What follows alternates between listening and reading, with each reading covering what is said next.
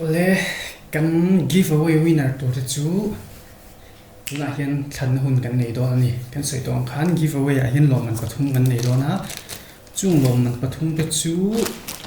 YouTube a comment zinga comment tu te zinga lak berin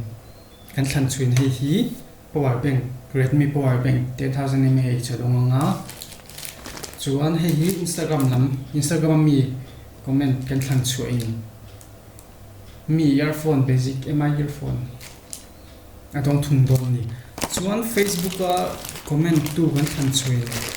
backpack dong don backpack pol moi tak mai dong don tuna chuan random comment picker mangin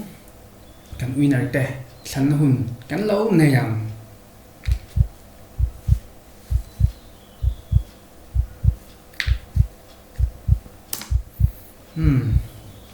hian Instagram hay hi kan post niya chuan Instagram a hing comment hi zan ni som nga le par ko ma heng comment tu te hi san ngai comment chau mi pakhanin comment chau khachiar tel loin comment tu pakhat lek kan thlang don ani chuan YouTube a comment tu te kan thlang ma saber phatang YouTube a link kan han paste ta YouTube comment kan enta ni YouTube a hian mi exact ni konge comment am duplicate filter kan manga mi pakhatin voi tam tak lo comment po ni se kha pakhat chi comment pakhat chi han select don ti na ni ta ni voi tam tak comment khan chan sa that phalo ti na ni chu chuan mi zali le somkwa pahnin inron komena mi zali le somkwa pahni tang hian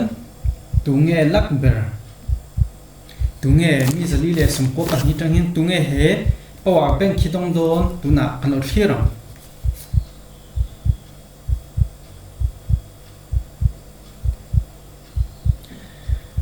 kan winner chu zakmuaki ti ani congratulations Yahoo ti ram tai ram komena zakmuaki ti ani kan winner hi I comment karon pin sak don che khami contest na video khan khami I comment na khan biak po theina tur che phone number emo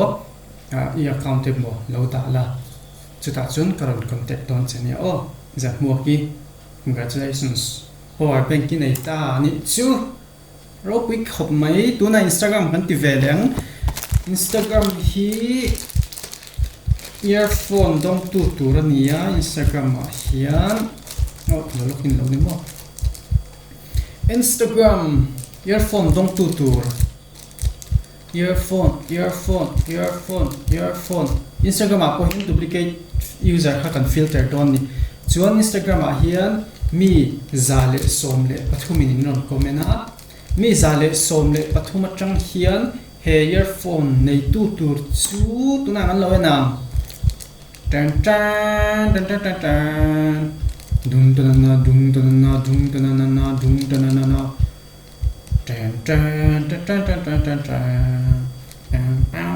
and winner chu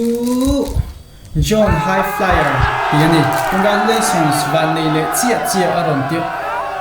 zone nei hi zone nei mo zone zona congratulations earphone thai nei ta zona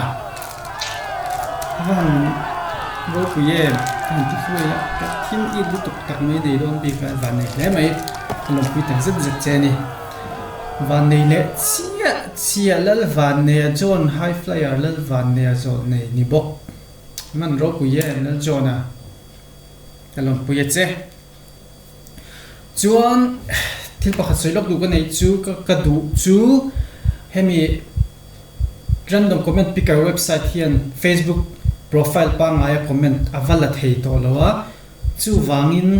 keman khei ti hian comment tu te zong kha manualin kalis chuak veka chumi chu kan mang do na ni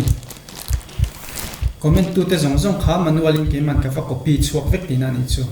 chumi mang chuan winner kan thlang le do na ni chuan khamilis kha kan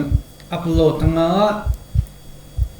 hey yang kan huang hian duplicate name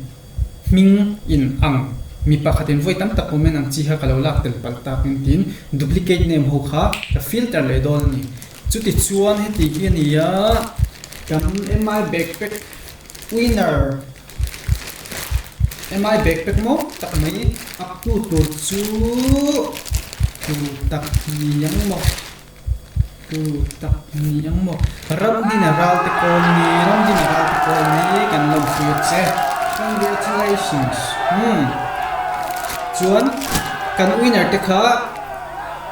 in namani em lo na Facebook ami kha Facebook account contact chenga Instagram ami kha Instagram account contact book chenga chuan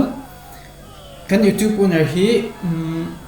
i comment kha karon pin nga khami ka pin comment a khan nang mangai biak theinu tu che ilo min lo drop sanga ta chung karon bedon che ni chuan Instagram lama min follow tu te thei chen chu follow back request karon thon chewa kalo me bokani chuan soile soinu Facebook chu friend request kha ka limit to wangin ka confirm thei to lawa Facebook lama min lo et tu te khachu in mi ngai thiam na karon ngen bok karon deal bok cheu ni chuan kan winner te hi nangma kanin contact khuna loman lamdan tu te khami ki kan thil tu le poimo dang chu khami loman private ta kanin bia khuna karon shil fia don nia chuan chuan hi winner kan nei ta kan winner te kalom puye mem chewni chuan tireng maya kanar fast fe te win te here min lo subscribe tu te zong chunga kaloma video min view saka min comment section tu te chunga kalom bokani nangmani wanga he thil hi he giveaway hi siam thei kania min chunga kalom tak zeta ka channel po min lo subscribe zela min lo view sak zela comment te po min lo pek sak zel turin karon ngen bok chiu ni ti kha karon sei ani kan winner tele kan winner te kalom puya van doi ta te han rinom takin min lo subscribe ve chang ula nekina giveaway te po adam na ti lezel kan tumanga chumi huna chon engtika mo i van nei na ni alo la her chuak ti hi ma thei loin ka ring tlatani ring fele tlatani lo me